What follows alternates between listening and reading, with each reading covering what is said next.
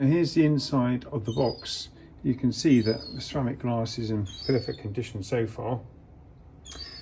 So what I've got now is I've got a piece of cast iron. See if I can show you this. I'll stand back for a minute. I've got this piece of cast iron.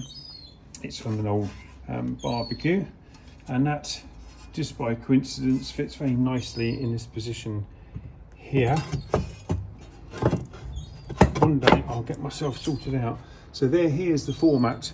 So I've changed it again. This is yet another experiment. So obviously the vortex is traveling that way, coming up, hitting the plate, going forwards, and most of the heat hopefully will be absorbed from there, because one of the problems with the vortex, the main flame coming up in this position, sorry about all the paint in my hands, I've been painting the walls, this superheats the ceramic glass top in this area.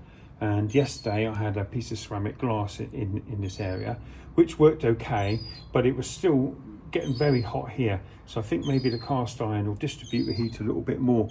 So anyhow, we'll light it and see. So it just goes to show, even with those small changes, I've put quite a lot of fresh wood on the fire, and we haven't got anything like the same amount of flame or combustion in the vortex chamber as we had yesterday. And all I've done is enlarge the U return, as I showed you earlier on with that piece of cast iron, and it's made a really dramatic effect. You know, the flames are actually shooting past into the U-bend and filling, as you remember from the video yesterday, and we're not getting any of that today. In actual fact, if anything, we're getting a slightly smoky glass, so it's a considerable difference.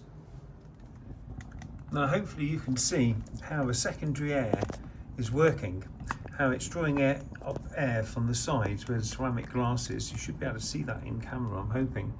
And you can see how it's igniting it at the top edge of the glass on both sides. So we're not really getting much unburnt smoke in there. And in actual fact, if anything, it's too well behaved. We did have a bit, the glass never completely smoked up. We did have a little bit of smoke when I reloaded it. But that's, I guess this is some compromise in between yesterday and today. We just have to have another go. So we're now 1 hour on. I lit the fire exactly 1 hour ago. I've just taken the front glass off and given it a good poking with a piece of wood. It hasn't done anything dramatic, this fire. If anything, I'll say it's been a little bit boring. I'm so used to having over fueling, but yeah, it's interesting how relatively small changes can make so much difference. Well, at least one aspect of the experiment was positive, because the top of the ceramic plate was very even. It's not completely the same all over the plate, but we're averaging about 270 degrees Celsius, which is perfect for cooking, so that was good.